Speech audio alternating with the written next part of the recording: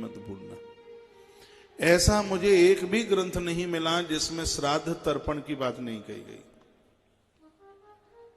चाहे भागवत हो, अग्नि पुराण हो, देवी भागवत हो, सब में। तो इसका मतलब यह है, यह जीव अपने पूर्वजों का तो ऋणी रहता ही है, और संतान की जरूरत भी इसलिए होती है कि वो पुरखों को तृप्त करे। हमारी भारतीय सनातन संस्कृति में 16 दिन श्राद्ध होते हैं और हर वर्ष होते हैं।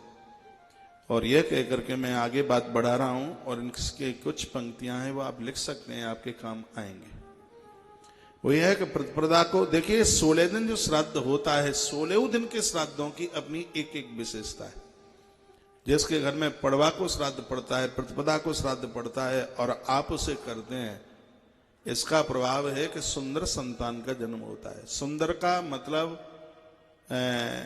गोरे से नहीं है, सुंदर का मतलब ऊंची लंबाई से नहीं है। सुंदर का मतलब है सोई सुंदर सोई सुभग शरीरा, नर्तन पाए भजे रघुवीरा। हाँ, ये उस सुंदर से ऐसी संतान का जन्म हो जो भगवान के बनकर के रहे। ये पड़वा के श्राद्ध की महिमा है, प्रतिपदा के श्राद्ध की महिमा। मैं तो बहुत संक्षेप में बता रहा हूं। इन सब चीजों का व्याख्यान साल में एक बार हम श्री गया जी में करते हैं। लगभग 17-18 दिन की वहां कथा होती है, भागवत कथा, बहुत विस्तार होता है उसमें। तो प्रतिपदा का मतलब है कि भजनानंदी धार्मिक संतान का जन्म होता है, इसलिए आप श्राद्धों को ना छोड़ा करें। यदि आप मुझे पूछें तो जन्माष्टमी, दुर्गाष्टमी से, महारात्रि से महिमा कम नहीं है श्राद्धों की। और आप श्राद्ध बंद कर देंगे तो आने वाली बहुओं को कैसे पता लगेगा कि श्राद्ध भी कोई होते हैं। पुष्कर में माता जानकी जब श्राद्ध कर रही थी तो वहां एक सरोवर है, तो सरोवर में से महाराज दशरथ का हाथ निकल करके आया था उस श्राद्ध को स्वीकार करने के लिए। तो जो ज्यादा चतुराई दिखाते हैं वो तो ये कहते हैं कि जो मर के चला गया वो क्या जीवने के लिए आएगा। ये हमारा दर्शन कहता है 3 शरीर हैं, कारण, स्थूल और सूक्ष्म। कारण शरीर से तो हमारा अंतिम अगला जन्म होता है, स्थूल शरीर शमशान में फूंक दिया जाता है, और सूक्ष्म शरीर से हम उस गंध को ग्रहण करने के लिए वहां तक पहुंचते हैं जहां से हम आए।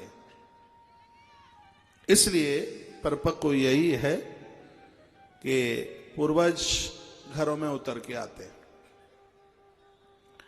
तो पड़वा का जो श्राद्ध है सुंदर संतान को जन्म देता है। द्वितीया का श्राद्ध है कन्या रत्न की प्राप्ति कराता है, और कन्या तो भाग्य से ही जन्म लेती है। अब इसका मतलब ये नहीं कि बेटी होने का डर लगे सो आप द्वितीया का श्राद्ध ही करना बंद कर दें। आज के होशियार लोगों को तो दिमाग बहुत चलता है ना, तो हम द्वितीया का नहीं करेंगे क्योंकि रिंग की जन्म ले लेगी आके। इसलिए आप किसी को इस प्रकृति को रिंग की नहीं दोगे तो आपके घर में बबली कहां से आएगी।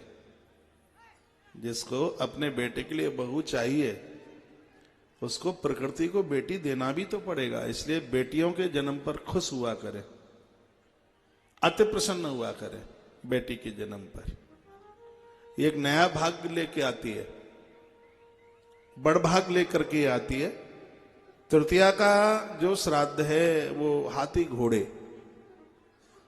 आज की भाषा में मोटर वाहन कार। उस समय ये कार नहीं चलती थी इसलिए इसमें घोड़ा लिखा है ग्रंथ में, माने वाहन की व्यवस्था।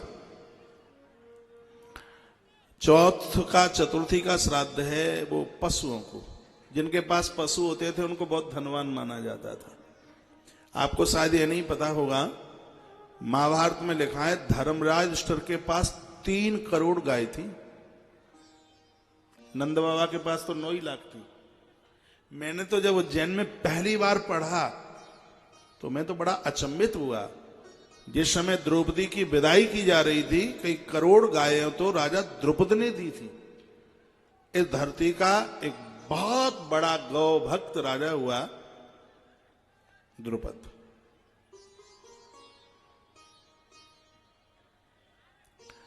तो उस दिव्य धन में गाय का नाम आता है।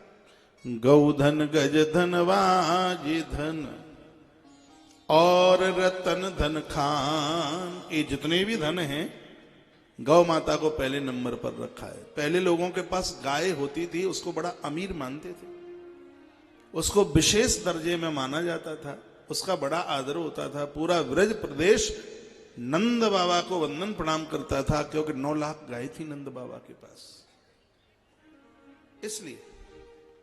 और सच मानिए भगवान उनकी बड़ी बड़ाई करते हैं, जो गौभक्त है, गाय की आराधना करता है, गाय की सेवा करता है, गाय की पूजा करता है, गाय को जिमाता है।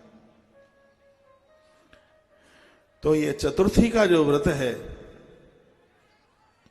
वो इस वंश की वृद्धि करता है। इसलिए तुलसीवन आश्रम में चौथ को, श्राद्ध की चतुर्थी को बड़ा विशेष भंडारा होता है, इसलिए क्यों गाय घटे नहीं बढ़ती जाए, इसलिए हर श्राद्ध की चतुर्थी को बड़ा भंडारा होता है।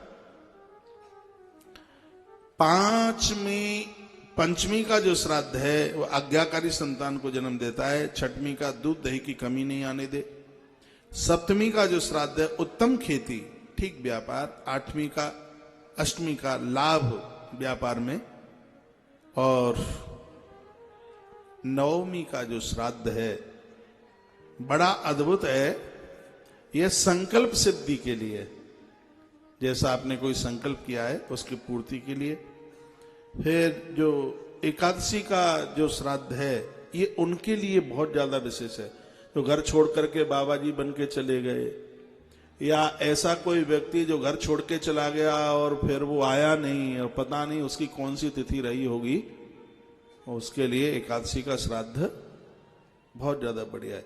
और ये उनके लिए भी है जो गुरुजनों के प्रति श्रद्धा रखते हैं, और शिष्य लोग गुरुदेव का भी श्राद्ध मनाते हैं। तो गुरुजनों का जो श्राद्ध मनाया जाता है वो एकादशी के दिन मनाया जाता है, उसके लिए 11 का श्राद्ध है। और द्वादशी का श्राद्ध बल पौरुष देता है। त्रयोदशी का श्राद्ध है धन संपदा श्रेष्ठता।